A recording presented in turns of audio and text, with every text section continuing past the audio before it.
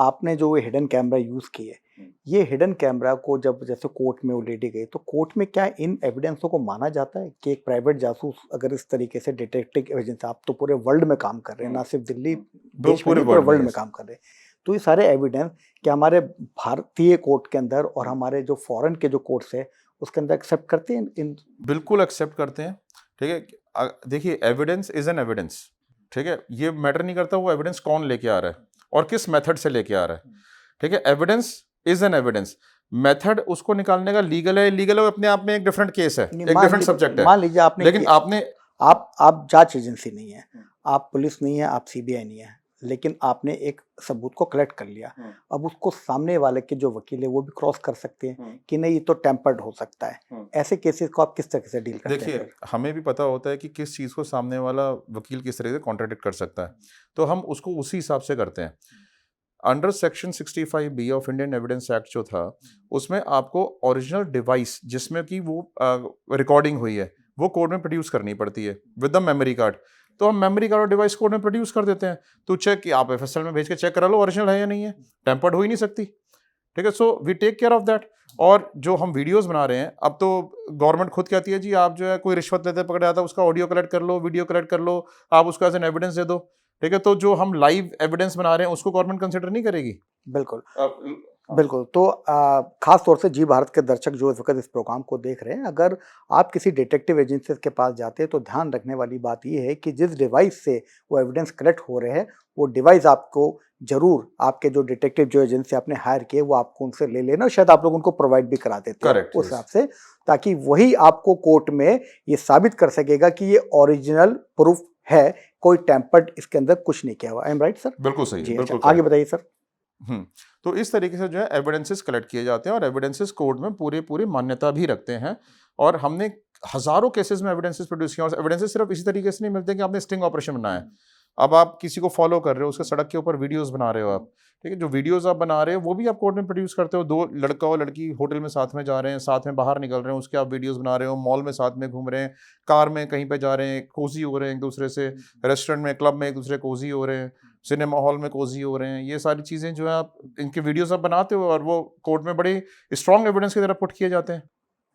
जो आपने अभी होटल की बात बताई, बहुत से जगह पे ऐसा देखा जाता है कि होटल्स के अंदर से लड़के लड़कियां निकलते हैं या पार्क में कहीं जाते हैं, अपने कुछ प्राइवेट पल वो बिता रहे होते हैं, फिर उसके बाद उनके ऊपर ब्लैकमेलिंग शुरू हो जाती है और ब्लैकमेलिंग से लोग बाग बहुत परेशान हैं। सेक्स के कुछ वीडियोस आ जाते हैं, लोग बाग उससे परेशान हो जाते हैं। होटल से अगर कोई लड़का लड़की निकले तो पता चला लड़की को कोई फ़ोन करना शुरू कर दे, तुम फलाने लड़के के साथ जा रहे थे, मैं ये कर दूंगा नहीं तो आओ तुम मेरे साथ। ऐसे जो केसेस, उसका थोड़ा सा हमारे दर्शकों को बताएं। देखो, ये तो केस हमने अभी ही किया था रिसेंटली। उसमें क्या था कि एक हमारी जो क्लाइंट थी वो एक होटल में गई अपने बॉयफ्रेंड के साथ। अब वो बॉयफ्रेंड के साथ होटल में गई and she came back, everything was just smooth. But अब हमारे पास जो है फ़ोन आता है उसके बॉयफ्रेंड का कि भाई हमें जो है ना ब्लैकमेल किया जा रहा है। हमने कहा जी कैसे ब्लैकमेल किया जा रहा है? तब he told us the story.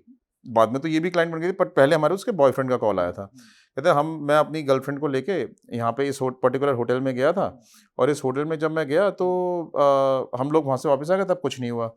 लेकिन जो मेरी गर्लफ्रेंड है वो दोबारा से उस होटल में चली गई और अब जब किसी शादी को अटेंड करने के लिए, जब वो शादी वहाँ पे अटेंड कर रही थी, ठीक है, तो वहाँ पे किसी ने ऑब्जर्व कर लिया उसको कि ये तो होटल में पहले भी है स्टाफ ने।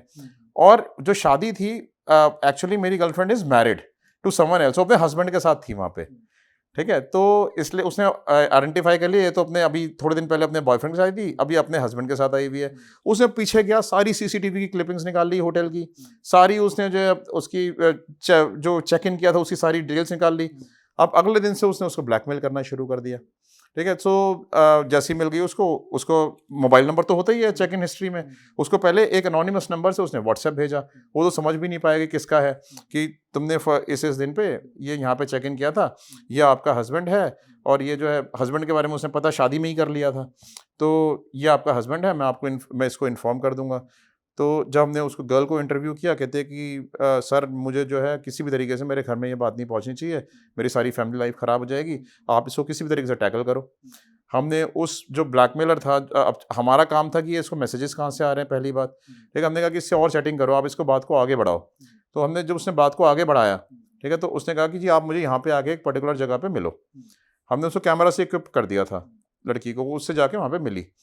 तब उसने वहाँ पे जाके बोला, वो लड़का वहाँ पे आया, पहले तो काफ़ी देर तक कोई आया नहीं, वो शायद दूर बैठ के देख रहा होगा कि कोई और तो नहीं है। जब उसने देखा नहीं काफ़ी देर तक लड़की अकेली ही बैठी हुई है, तो वो आ गया। तो उसने वीडियोस वगैरह बनाए उसके, उसमें वो लड़का आके कहता है जी आप इस होटल में आपने चेक इन किया था और मैं वहीं पर काम करता हूँ रिसेप्शन पे, आप मुझे नहीं जानते लेकिन मैं आपको अच्छी तरह जानता हूँ। अब वो कहता है कि वो कहती है आपको क्या चाहिए, तो he started asking sexual favours. हाँ, सेक्सुअल फेवर्स मांगने लगा और फिर उसने कहा ठीक है, मैं बताऊंगी, ये करूंगी, रिकॉर्डिंग करके वो लाई उसके अगेंस्ट अच्छा, मतलब एविडेंस। पैसे नहीं मांगे सेक्सुअल फेवर में? फर्स्ट टाइम में सेक्सुअल फेवर्स मांगे, फिर सेकंड टाइम में जब उसने बात करी नहीं मैं ये नहीं कर सकती वो नहीं कर सकती, तो बोलता जी आप मुझे 1 लाख रुपए दे दो फिर। ठीक है, अगली बार में जब कांटेक्ट किया तो उसकी भी हमने मतलब रिकॉर्डिंग जब कर उसने ली। सेक्सुअल वाली बात मना कर दी हाँ तब पैसों पे आया? हाँ, तब पैसों पे आ गया। अच्छा। तो अब हमने कहा कि इसके पास वीडियोस तो हैं और घर में पहुंचाने भी नहीं है, तो अब कर क्या सकते हैं, और इसकी डिमांड्स पूरा भी नहीं होने दे सकते थे। तो हमने क्या किया कि हमने इस लड़के का पूरा बैकग्राउंड चेक किया डिटेल में, पूरा जन्म से लेके अब तक का जहाँ जहाँ पे रहा उसे सारे एड्रेसेस निकाले, और हमें पता लगा कि इसके ना नेचर ही ऐसा था शुरू से, ये हर किसी का ना क्रिमिनल माइंडेड आदमी था, ये हर किसी का भी ऐसा बिहेव करता था। राइट। ठीक है, और बचपन से कैरेक्टरलेस किस्म का लड़का था, अलग अलग जगहों पे रेजिडेंसेस लेता, फ्रीक्वेंटली अपने रेजिडेंसेस चेंज भी करता था। ठीक है, ताकि पुरानी जो चीज़ें हैं वो मिट जाए। तो अब जो है जब हमने इसके बारे में पूरा बैकग्राउंड चेक किया, इसको कई दिनों तक हमने सर्विलेंस में रखा, इसको फॉलो किया, इसकी एक्टिविटीज़ को वॉच किया, तो हम पता चला कि अपार्ट ऑफ बहुत सारी जगहों पे जाता था, लेकिन एक गोडाउन में स्पेसिफिकली जाता था, गोडाउन का शटर ऑन करता था और शटर ऑन करके अपना शटर ऑफ करके वहाँ से आ जाता था। हमें नहीं पता था कि शटर क्यों ऑन करता, खाली गोडाउन था, बंद रहता था वो गोडाउन हमेशा। हमने आस पड़ोस में जाके उस गोडाउन के बारे में इंक्वायरी करी, कहते जी ये तो बंद ही रहता है हमेशा गोडाउन।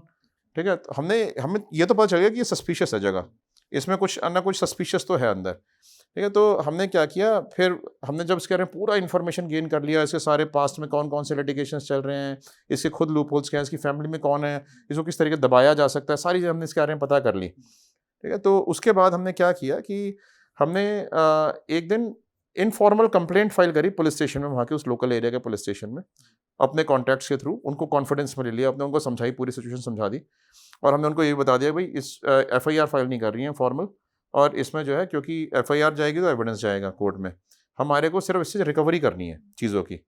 तो हमने क्या किया कि हमने वहाँ पे इनफॉर्मल कंप्लेंट फाइल करवा के इस लड़के को पुलिस के साथ रेड करके उठवा लिया, और वहाँ से उसके घर में जो मोबाइल फ़ोन्स थे, लैपटॉप्स थे, मेमोरी कार्ड थे, वो उठा लिए। अब हमें गोडाउन तो इसका पता था, तो हमने कहा जी इस गोडाउन पे भी छापा मारो।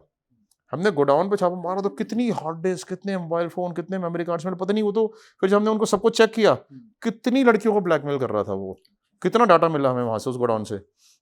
फिर हमने वहाँ पे जो है उसको बड़ा ह्यूमिलेट किया पुलिस ने, ह्यूमिलेट करने के बाद सारे उसके डिवाइसेस को वहीं पर ही उसको तुड़वाया उसी के थ्रू। ठीक है, फिर उसने माफ़ी वाफ़ी मांगी।